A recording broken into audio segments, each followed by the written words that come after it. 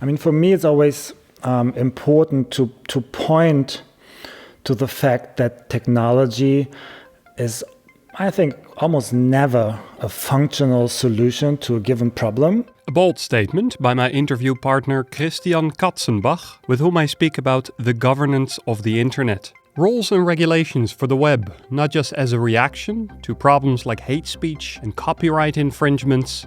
No, we're talking about governance and rulemaking as being essential building blocks of our current digital space. So in a way, you could say we're building the infrastructures of the next decades currently. Christian is the head of the research group Internet Policy and Governance at The Hague and lead researcher for the research program The Evolving Digital Society.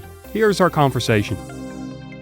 How did you become the internet guy, as you said yourself? I think maybe it's two things. I mean, I've always been interested in computers and technology in general, and but I was always kind of in between, kind of being the technology guy and being the humanities guy. I mean, socially, I was also more with the humanities people, but I mean, from the intellectual interest, I was strongly also on the side of mathematics and computer science already back then. So I always wanted to study and develop a professional life that kind of connects these two elements. Now I can imagine that the internet issues were a bit different back when you went at the FU. Could you tell me a little bit how these have changed, maybe from the moment you started researching them? Well, I wrote my master thesis on blogs and the change of the public sphere in that context. So it was not too different. I mean, so the social media platforms were not, I mean, they were not really there. They started to become dominant players. So that was 2007. And then I started to work at the Freie University as a researcher and doctoral candidate and starting to think about writing something more about governance, internet governance and the governance of then social media more and more. And so that was probably the biggest change that, the emergence of the social media platforms as the key dominant players in that field. So I think that is the most pressing change that we have observed in the last 15 years. One of the, of course, pillars of your research is about governance. I just intuitively imagine there's just way more regulation about any sort of these platforms nowadays than there was maybe 10 years ago. Am I then completely wrong? I mean, we've, especially in the last 3 years, I think, since the US election and also the migration issue in Europe, we've seen a lot of pressure on the social media platforms to take responsibility for the content they host and distribute. And in that context, we've seen a lot of initiatives, both in terms of kind of hard regulation, like laws, regulations, but also in terms of kind of soft initiatives that want to push them towards more responsibility. So self-regulation of the platforms, for example, at the EU level, the platforms have kind of signed an agreement that they want to take terrorist content offline within 1 hour, if it's already identified, or within 24 hours for other content. So these are some examples. And I think generally, regulation is struggling with kind of grasping these platforms as new entities, because they are kind of both different from traditional media companies that host their content, not only, but also produce the content. On the one hand, and on the other hand, we used to have like these channels or common carrier companies, like cable companies, that you could argue that just kind of channel the content towards the users, and that were not liable for the content they distributed. And the platforms, you could argue, are somewhere in between, and we haven't yet found really good ways to regulate them in that space. Now you say there is more debate around governance and regulations. What does that mean exactly? What are we trying to regulate, and what tools do we have to do that? So I think there's broad consensus now, more or less, that the platforms have to take more responsibility for the content they host. And the question that is really hard to answer is, how do we put that into concrete regulations? So the legal term, you could say, for responsibility is liability, that they are really held liable for the content they host. And the traditional, or the way we regulated them, that until very recently, was that the platforms are generally not liable for the content they host, but only upon notice. So in the US, that's called the notice and takedown procedure. So they are freed from liability as long as nobody kind of points them to content that might infringe copyright, that might be illegal, or that might be kind of plainly wrong, or for some other aspects. And from that moment, they need to take action in one way or the other. So liability only starts kind of very late. And now we're seeing the last year some initiatives from different policy actors to change that structure. And from my perspective, it culminates in the EU directive on copyright that was really contested during the last 2 years, and that now will come into execution next year. And that copyright directive, you could say, kind of changes this paradigm of liability, so that the platforms very early on start to be responsible for the content they host. So this is kind of a departure from the notice and takedown procedure. And critics say that this is a strong incentive for the platforms to be really strict about the content that they host, and that it will definitely have a negative impact on creativity and plurality of content. So that they will become, you could say in a very easy argument, that they will become kind of, again, cable companies that just host professional content that they license, and that they can be kind of really secure that they don't infringe any copyright, any personality rights, or other things that they might be sued on. Yeah, I just wanted to say that if you put regulations on a platform, not only will they maybe try to do their best to apply these new regulations, but it might just fundamentally alter what the platform is. Yeah, I think definitely that's a good question or a good point. You could say, or we would say as academics maybe would say, this search for the right regulation in a way is also performative. It's not kind of a search for the right solution, but it changes the very object of regulation, as you hinted. So the question, what are platforms at all? I mean, and how, where are they positioned at that spectrum, for example, between, as I said, between media companies and cable companies? We are trying to figure that out, and by regulations that now come up, we're also defining the platforms as actors that host content and that are not liable for the content that they host. And with that, we give them incentives to move in that direction or the other one. And I think we have seen many changes also by some of these social media platforms that go into that direction. Another pillar of your research is how artificial intelligence plays a role into this. You were telling me earlier the idea that, for example, Mark Zuckerberg says when he has to answer to Congress in the United States, saying like, Mr. Zuckerberg, all these things are going horrible, you need to do something. And then what does Mr. Zuckerberg say?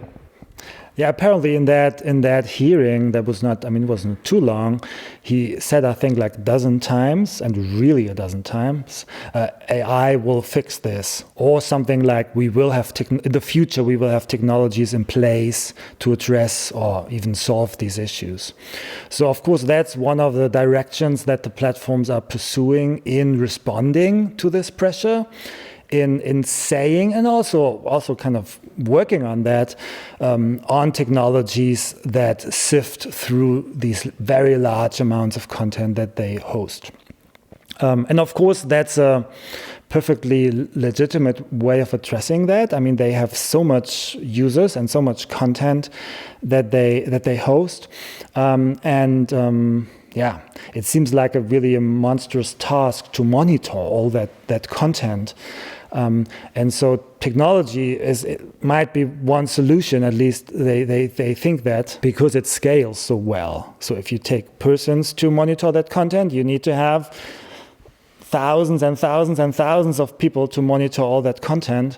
But if you have kind of one system, one massive technological systems, there's a difference between hosting like thousands of videos and billions and trillions of videos. But once the system is in place, you could scale up very, very easily, or rather easily. So that's, of course, one route that they follow.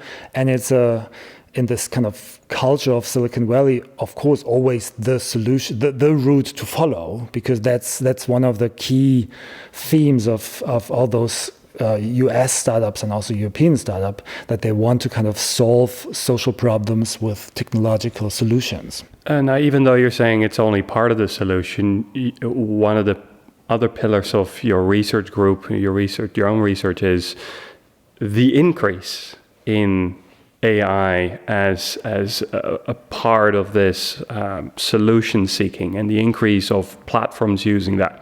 Could you maybe elaborate a little bit how you see that going to develop in the next years, decades?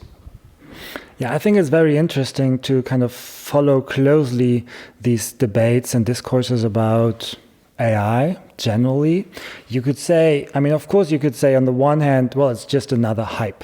And we've seen a lot of technological hypes, and generally, but also specifically with AI. So there always have been promises and concerns with regard to AI, starting from the 60s, actually. And there have been a lot of ups and downs.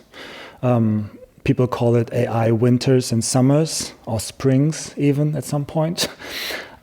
So there's a lot of up and down in that. And so certainly there's hype around AI currently, but I think this hype is highly relevant currently, because we as societies push so many resources into these technologies, but also in this general debate about ethics also and governance of AI, that I think that what we're currently witnessing is a kind of the making of 21st century AI, as my colleague Michael Castell in the UK calls it.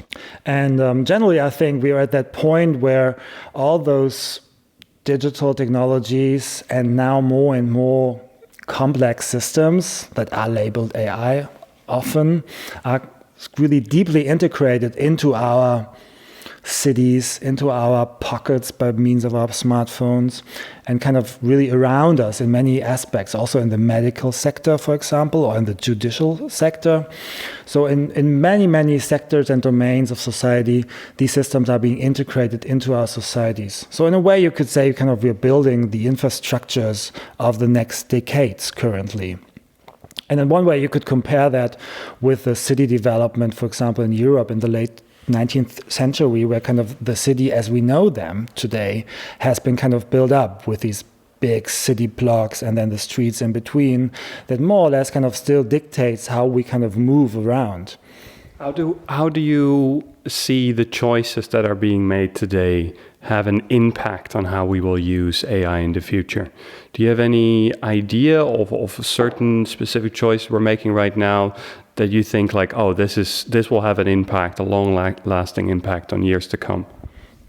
I mean, for me, it's always important to point to the fact that technology is, I think, almost never a functional solution to a given problem. But we tend to consider technology in public debate and also in our everyday interaction with it as just that device or service that always has been there, or that is maybe new, but it's just as it is. So we take it more or less for granted as it is. And it does meet demands, and it is a solution to certain problems, but we don't, in the kind of broad way, reflect that technology always could be different. So the way our smartphones today are, or our cities are, how our mobility devices are, the cars, for example, they all could be different. So, for example, for this process of closure and the options that we still have might be autonomous vehicles. So currently, I mean, one of the recurring debates, as I perceive it, is that infamous trolley problem. Some people might have heard about that. So the question, the ethical questions, in case of an accident that's imminent, so that can't be, I mean, it will happen. The question, the hypothetical question is kind of, what should the autonomous vehicle do?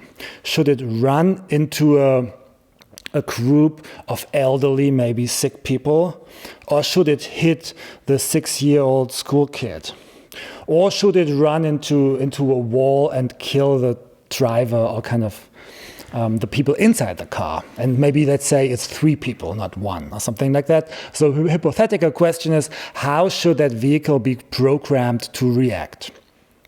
And I think this is a totally dummy discussion, because if we are at that point, that autonomous vehicles drive to our cities with that speed, that this will happen at some point, we have made so many wrong decisions that we have much more problems than that, probably. And what I found interesting is that somehow we already now take the idea of autonomous vehicles being a key element of future mobility as taken for granted, more or less. I think it's a very dominant theme in the debates. And of course, you could question that, because imagine yourself kind of being at least in kind of vibrant European cities with lots of people with bicycles and people on foot as kind of really being present in the cities, and we more and more want them to be more and more present. And so the question is, how will these kind of mobilities interact with autonomous vehicles? And you could, I think, very easily make the argument that we need to change our cities in order to accommodate autonomous vehicles, to make them really, at the same time, safe and efficient. So if you want to have efficient autonomous vehicles, probably you have to change parts, at least, of our cities into motorways, where the streets and the sections where bicycles and passengers can go to are really, really separated. And then you have to think about the intersection, so it's really complicated. I think you have to change our cities in order to accommodate that. And then the question is, of course, do we want that? I mean, maybe the solution is just, well, they are not a good solution for the mobility problems that we face in growing cities like Berlin, for example. So I think that's one example, kind of where we think maybe that we already are talking about solutions, but we might have not really thought about the problems that we might want to address. And I think currently we are in the position, coming back to AI, where we still have a lot of options. There are many different pathways we could follow, both technologically as well as policy-wise and also culturally. But at some point in the future, we will take kind of the devices and services and also processes, how to use this technology, more or less as taken for granted. And we won't reflect on this contingent history they have. And that's why I think it's a crucial time that we live in, because we're currently building this infrastructure that we will take for granted in 10 or 20 years. That was Christian Katzenbach talking about building the infrastructure of our digital society through internet policy and governance.